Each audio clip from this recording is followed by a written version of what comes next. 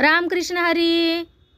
अंधारातून प्रकाशाकडे या यूट्यूब चॅनलमध्ये मी मिसेस पाटील तुमचे हार्दिक हार्दिक स्वागत करीत आहे. यूट्यूब फॅमिली बघा, मी चांगले लाँग व्हिडिओज बनवले होते, परंतु यूट्यूबने ते मान्य केले नाही. त्याच्यामध्ये चुका काढल्या होत्या, म्हणून मी ते सर्व व्हिडिओ हटवले आहेत आणि नव्याने सुरुवात करत आहे. तुमचा आशीर्वाद, तुमचा सपोर्ट असाच कायम राहू द्या, जसा आत्तापर्यंत तुम्ही दिला होता. आणि माझ्याकडून होतील तसे छान व्हिडिओज मी बनवत राहीन. तरी तुमचा सपोर्टची मला गरज आहे. तुमचा सपोर्ट असाच राहू द्या, म्हणजे मला अजून प्रोत्साहन मिळेल. मी चांगले व्हिडिओ बनवत राहीन. आणि आपले व्हिडिओज तर सर्व तुम्हाला माहीतच आहेत. ज्ञानाच्या मार्गाने ज्ञानाची वाटचाल करणारे आपले व्हिडिओज असतात. आपले असे तसे व्हिडिओज नसतात. आणि दासीकडून जेवढे ज्ञान वाटण्याचं कार्य होईल तेवढं दासी करत आहे. दासीला जेवढं समजते तेवढं दासी सांगतच आहे. त्याच्यातून काही चुका झाल्यास तुम्ही दासीला सांगायचे आहेत. जे तुम्हाला चांगलं वाटतं ते घ्यायचं आहे आणि जे चुकीचं असेल ते तुम्ही सांगायचं आहे. चला तर आपण व्हिडिओला स्टार्ट करूया. बघा, संत ज्ञानेश्वर महाराजांनी पहिल्याच हरिपाठामध्ये पहिलाच अभंग लिहून ठेवलेला आहे. तुकाराम महाराजांच्या अभंगामधलाच हा अभंग ज्ञानेश्वरी हरिपाठमध्ये पहिलाच अभंग आहे. सुंदर ते ध्यान उभे विटेवरी करकटावरी ठेवून या, तुळसी हार गळा कासे पितांबर आवडे निरंतर हेची ध्यान, मकर कुंडले तळपती श्रवणी कंठी कौस्तुभ मनी विराजित, तुका म्हणे माझे हेची सर्व सुख पाहीन श्रीमुख आवडीने, तुका म्हणे माझे हेची सर्व सुख पाहीन श्रीमुख आवडीने. बघा किती छान लिहून ठेवलेलं आहे महाराजांनी.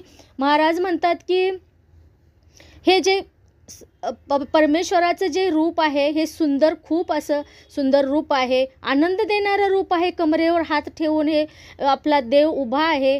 खूप छान असं सुंदर साजीर असं रूप दिसत आहे. आणि त्यांच्या गळ्यामध्ये तुळशीच्या माळा आहेत. तुळशीच्या पानांचा हार आहे. आणि कमरेला पिवळं सोनेरी असं रेशमी वस्त्र त्यांनी परिधान केलेलं आहे. मी देवाच्या या रूपावर खूप प्रेम करतो. मला हे देवाचं रूप खूप आवडतं असं म्हणायचं आहे या अभंगातून. आणि महाराजांना म्हणायचं आहे की देवाच्या कानामध्ये माशाच्या आकाराची कर्णफुले आहेत आणि ती खूप चमकत आहेत.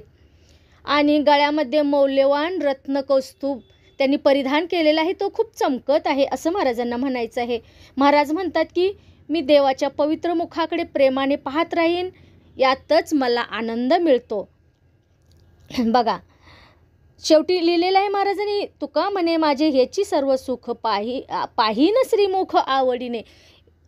महाराज म्हणतात की देवाचं हे श्रीमुख मी खूप आवडीने पाहतो, मला खूप आवडतं. मी देवावरती खूप प्रेम करतो आणि मनापासून मी देवाची भक्ती करतो. मला असं देवाकडे एकटक बघावं राहतं. एवढं सुंदर देखणं रूप माझ्या देवाचं आहे.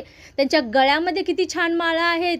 कमरेला त्यांच्या किती छान त्यांनी हे घातलेलं आहे. मौल्यवान रत्न त्यांनी चमकत आहेत. त्यांच्या कानामध्ये माशाच्या आकाराचे कुंडले चमकत आहेत.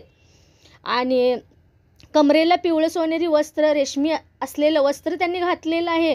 या देवाचं रूप माझ्या किती छान दिसत आहे. हेच वर्णन फक्त केलेलं आहे महाराजांनी, तुकाराम महाराजांनी या अभंगामध्ये. देवाचं फक्त वर्णन, देव कसा दिसतो याचं देवाचं वर्णन केलेलं आहे. असं वाटतं की मला देवाकडे बघत राहावं, एवढा माझं सुंदर असं देखणं रूप देवाचं दिसतं. हेच या अभंगातून महाराजांनी सांगितलेलं आहे. आणि असं हे सुंदर रूपाचं महाराजांनी खूप कौतुक केलेलं आहे. बघा, असा हा परमेश्वर, परमपिता परमेश्वर सर्वांनाच आवडतो. देखणं साजीर असं रूप सर्वांनाच आवडतं. फक्त महाराजांनाच आवडतं असं नाही, आपल्याला पण आवडतं. या अभंगाचा असा अर्थ आहे. दासीला जो अर्थ समजला ते दासीने सांगण्याचा प्रयत्न केलेला आहे. दासीच्या बोलण्यातून काही चुका झाल्यास उदार अंतकरणाने माफ करा. चला तर भेटू पुढच्या व्हिडिओमध्ये. तोपर्यंत सर्वांना रामकृष्ण हरी.